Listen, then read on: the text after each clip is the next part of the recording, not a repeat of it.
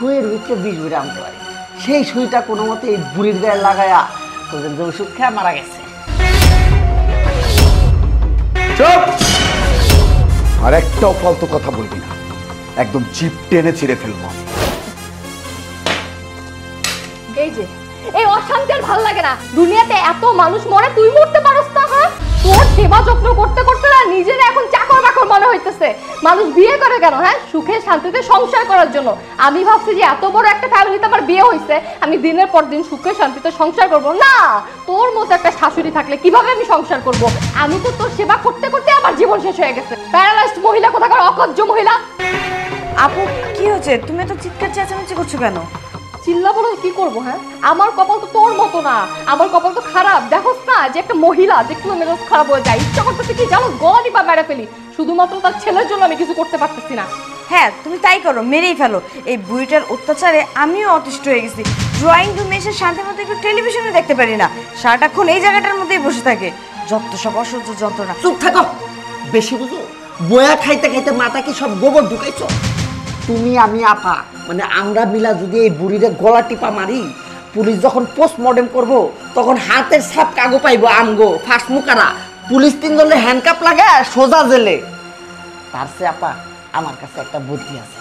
আমার একজন ডক্টর আছে, ফ্যামিলি ডক্টর, তারে বইলা সুইয়ের ভিতরে বিষ ভরে আনতে পারি, সেই সুইটা কোনো মতে এই বুড়ির গায়ে লাগায়া তোদের যে ওষুধ খেয়ে মারা গেছে। আরে ভাই, তুমি তো ঠিকই বলছো, আমি তো এতদিন ভাইবা দেখি নাই। এই কথাটা তোমাদের না আরো আগে বলার দরকার ছিল। শুধু শুধু আমি এতদিন কষ্ট করছি, আমার তো ইচ্ছা করতেছে যে এখনই মহিলাকে মেরে ফেলি। তুমি না একটা কাজ করো, তুমি আর দোলা মিলে প্ল্যান করো, যত টাকা লাগে আমি দিব। এই বাপরটাকে এবার থেকে বিদায় করতে হবে। বৌমা, আমি ছোট মুহে একটা বড় কথা কোয়ার জন্য আইছি। এই যে, তুই এখানে কি করতে আসছিস? আর কি একবারে ছোট মুখে বড় কথা বলতে আসছিস? যা এখান থেকে। বৌমা, আপনিও তো একজন নারী, আর নারী হয়ে আরেকটা নারীরে এইভাবে আপনি ক্ষতি করতে পারবেন, বিষ করে মারতে পারবেন, এইটাও বাদ দিলাম। আচ্ছা, ওনার জায়গায় যদি আপনার আপন মা হইতো, আপনার আপন মার যদি প্যারালাইসিস হইতো, আপনি কি পালাই দিতে পারতেন? পালাই দিতে পারতেন না। বৌমা, আমি সহ্য করতে পারছি না, কারণ এই বাড়িতে অনেক বছর ধরে আপনার স্বামী আমাকে সাহেব যখন ছোট তখন থেকে আমি এই বাড়িতে, আমি সব কিছু জানি। আপনার সব সময় কি ব্যবহার করেন। আল্লাহ দিচ্ছে রোগ, আল্লাহ আমার ভালো করে দিব, তার মধ্যে কেন এত অবিচার করেন? আল্লাহ সইব না। তাই চাকরের বাচ্চা চাকর, তোরা তো বড় সাহস হয় কি করে? হ্যাঁ, তুই এরকম একটা অকজ্জ মহিলার সাথে আমার মায়ের তুলনা করতেছস না? আল্লাহ না করুক আমার মার জন্য জীবনে এরকম পরিস্থিতিতে না পড়তে হয়। শোন, তোর সাহস কিন্তু বেশি বেড়ে গেছে। তোরে বলতেছি ভালো ভালো এখান থেকে যা, যা বলতেছি। আর যা শুনছস না তাই এখানে মাটি দিয়ে দে। খবরদার, এটা যদি আলিফ জানতে পারে না, তোর একদিন কি আমার একদিন। আপা, চাচা তো একদম সঠিক কথা বলছে। সেই বাসায় দীর্ঘদিন যাবত কাজ করে, তার তো একটা দায়িত্বগত জায়গা আছে। সে তো চাইবে এই বুড়িরে সেভ করার জন্য, কিন্তু আমরা বাইচে থাকতে সেটা হইতে দিব না। বিষ হবে 2টা, একটা এই বুড়ার জন্য আর একটা বুড়ির জন্য। আর আমার কি মনে হয় আপা জানেন, এই বুড়ি আর বুড়ার মধ্যে চরম লেভেলের একটা ইটিস পিটিস আছে। খবরদার, খবরদার, আপনি যদি আর একটা বাসে কথা কর না, আপনার গায়ে হাত তুলতে কিন্তু আমি বাধ্য হবো। হ্যাঁ, এই চাকরের বাচ্চা চাকর, তোর কত বড় সাহস! তুই আমার বোনের হাজবেন্ডকে থাপ্পড় মারবি? তোকে তো আমি। সুমাইয়া,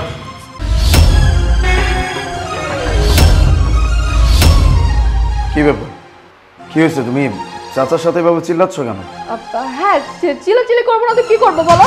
সকাল থেকে এই পর্যন্ত কোনো কাজই করেনি সে।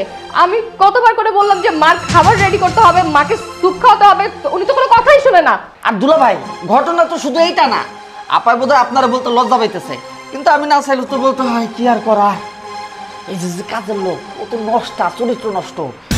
আপনার মার সাথে এই বুড়ার মনে একটা ঝামেলা আছে, আমি গভীর সম্পর্ক। চুপ! আর একটাও ফালতু কথা বলবি না, একদম জিভ টেনে ছিঁড়ে ফেলবো। কাকে নিয়ে উল্টাপাল্টা কথা বলতেছিস?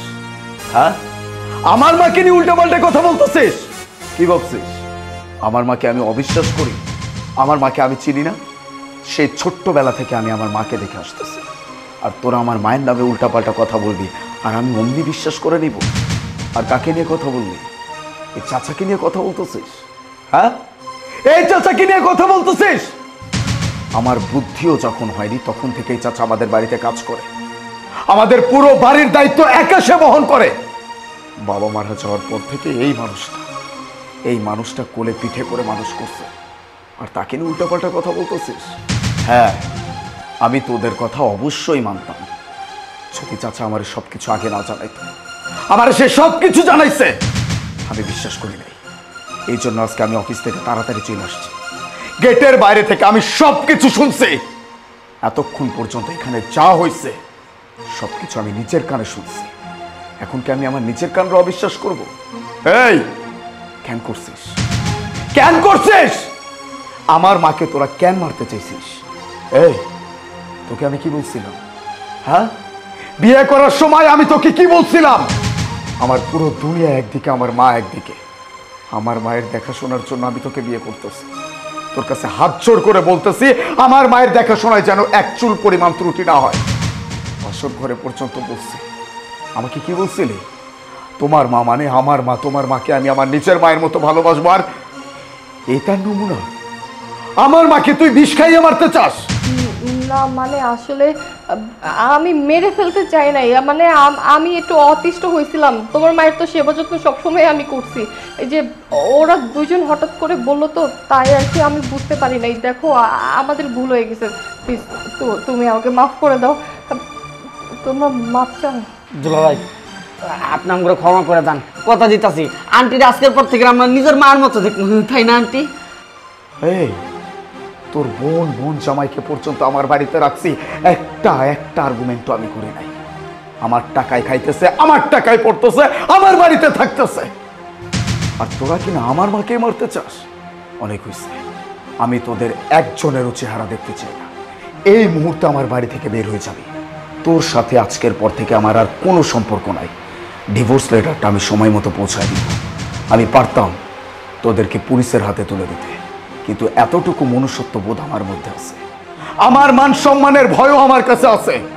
আমার ওয়াইফকে পুলিশ ধরে নিয়ে যাবে, তাও আবার আমার মাকে খুন করতে চাওয়ার অপরাধে।